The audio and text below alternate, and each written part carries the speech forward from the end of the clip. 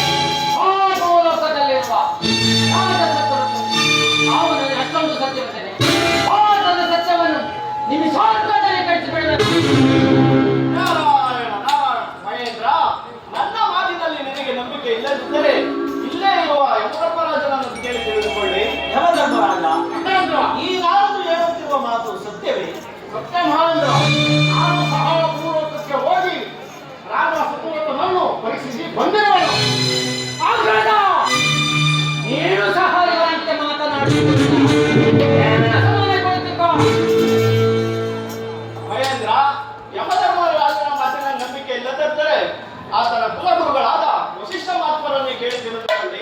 ವಸಿಷ್ಠ ಮುನಿಗಳೇ, ಈ ನಾರದರು ಹೇಳುತ್ತಿರುವ ಮಾತು ಸತ್ಯವೇ? ಮಹೇಂದ್ರ, ನಾರದರು ಹೇಳುತ್ತಿರುವ ಮಾತು ಸತ್ಯ ಸತ್ಯ ಸತ್ಯ. ಕಳಿಂಗ ರಾಜ್ಯದಲ್ಲಿ ಪರಿಪಾಲಿಸುತ್ತಿರುವ ನನ್ನ ಪ್ರೀತಿಯ ಶಿಷ್ಯನು ಸತ್ಯವಂತನು, ಧೈರ್ಯವಂತನು, ಭಯಭಕ್ತನು. ಆತನ ಸತ್ಯವನ್ನು ಹೋರಾಡಲು ಅಳಿಸಲು ಯಾರಿಗೂ ಸಾಧ್ಯ.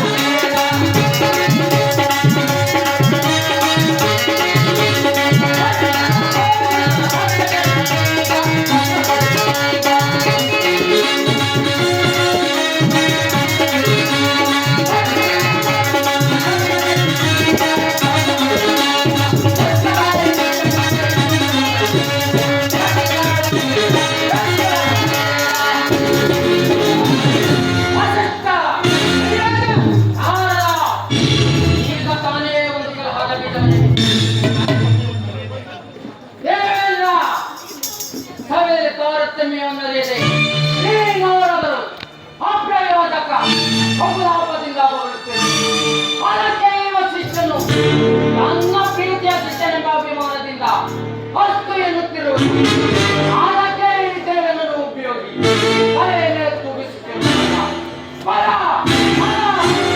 ಹೋಯಿತು ನಿಮ್ಮೆಲ್ಲ ಆಡಂಬರ. ಈಗ ತಾನೇ ಒಂದು ಕಲಹದ ಬೀಜ ಮನೆ ಸಿಕ್ತಿರ್ಬೇಕು.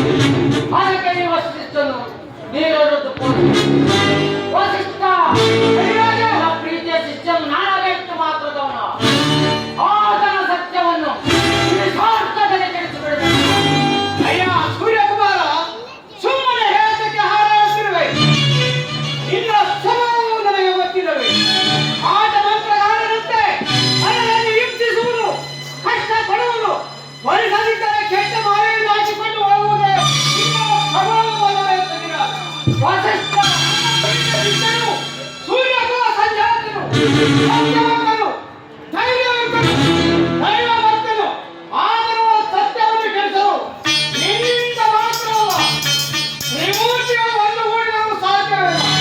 ಅದು ಆದರೆ ಆತನ ಪತ್ನಿ ಪುತ್ರರಿಂದ ಒಂದು ಅಕ್ಷರವನ್ನು ಸುಳ್ಳನ್ನು ಹಾಕಲಾಗದ ವಾಸಿಷ್ಠ, ನಾನು ಸ್ವಯಂ ಪರಾಹಿಂಸಿಕನಲ್ಲ.